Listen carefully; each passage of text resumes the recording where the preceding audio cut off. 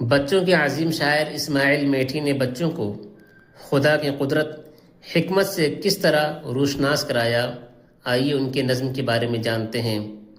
خدا کی صنعت، یہ اسماعیل میٹھی کی مشہور نظم ہے جو کلیاتی اسماعیل سے ماخوذ ہے۔ یہ نظم مثنوی کی حیت میں لکھی گئی ہے اور 40 اشعار پر مشتمل ہے۔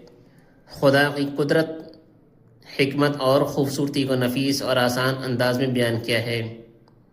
اس نظم کے منتخب اشعار کو ملاحظہ کریں۔ جو چیز خدا نے ہے بنائی، اس میں ظاہر ہے خوش نمائی۔ کیا خوب ہے رنگ ڈھنگ سب کا، چھوٹی بڑی جس قدر ہیں اشیاء۔ روشن چیزیں بنائی اس نے، اچھی شکلیں دکھائیں اس نے۔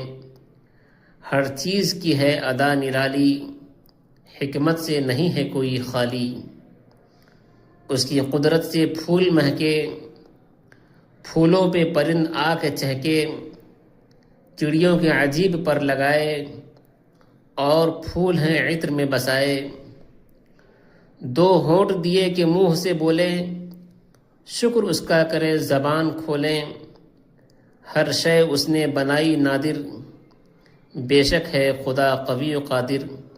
آپ دیکھ سکتے ہیں کہ ان کی اس نظم میں خدا کی قدرت اور حکمت کو کس قدر خوبصورتی کے ساتھ آسان لب و لہجے میں بیان کیا گیا ہے۔